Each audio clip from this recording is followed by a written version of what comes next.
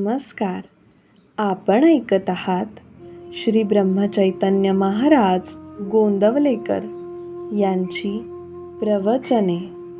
वाचन स्वर अनुपमा संकेत. सुख दुःख मनावर अवलंबून आहे. जिथे रोग असेल तिथेच औषध लावावे तर उपयोग होईल. दुःखाचे मूळ कुठे आहे हे प्रथम पाहावे. प्रपंचात काही न्यूनता पडली की दुःख होते. श्रीमंताच्या किंवा गरिबाच्या सुखदुःखात तसा फरक तो कोणता? एखाद्याजवळ पैसा पुष्कळ आहे परंतु मूलबाळ नाही म्हणून तो दुःखी असतो, तर दुसऱ्याला संतती आहे पण पैसा नाही म्हणून तो कष्टी होतो.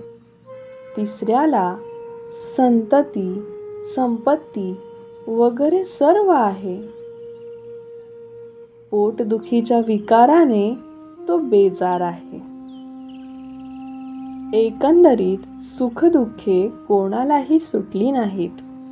जितक्या गोष्टी कमी पडल्या तितक्या प्रयासाने सुद्धा आणल्या तरी पण न्यूनता काही सरत नाही.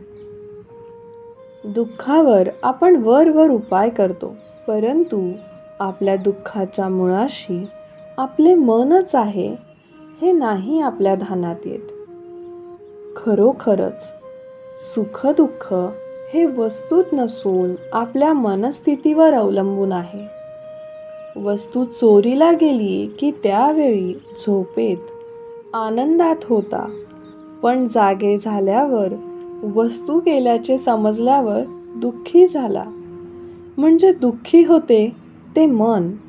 तेव्हा औषध द्यावयाचे ते मनाला द्या. संतांनी मनाला शिकवण दिली आहे.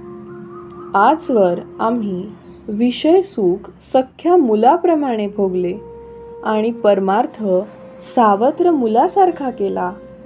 सावत्र आईप्रमाणे आम्ही मनाला शिकविले. ज्याचा सहवास झाला त्याप्रमाणे मनावर परिणाम होऊ लागले. विषयाचा सहवास गर्भापासून आपण ठेवतो म्हणून विषयापासून मिळणारा आनंदच खरा असे मानू लागतो. ज्याचे बीज लावावे त्याची फळे खावी.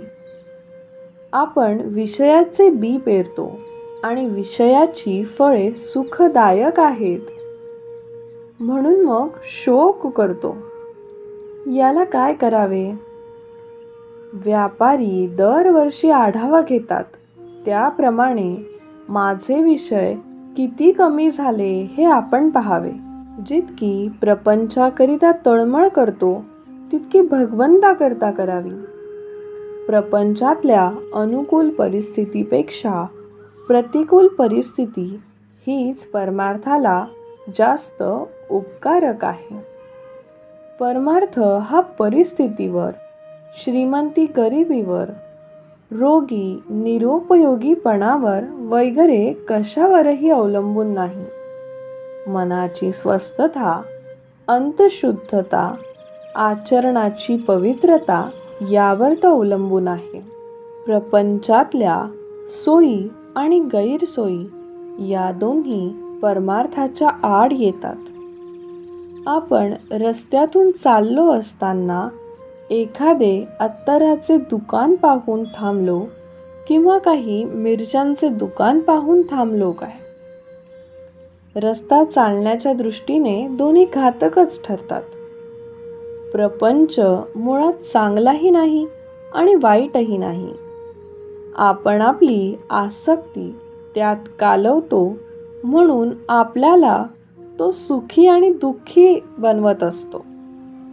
ही आसक्ती काढणे याचेच नाव परमार्थ आहे. नित्य करतो त्याच गोष्टी आसक्ती सोडून करणे याचेच नाव परमार्थ. सुंदर दिवसाच्या सुंदर शुभेच्छा.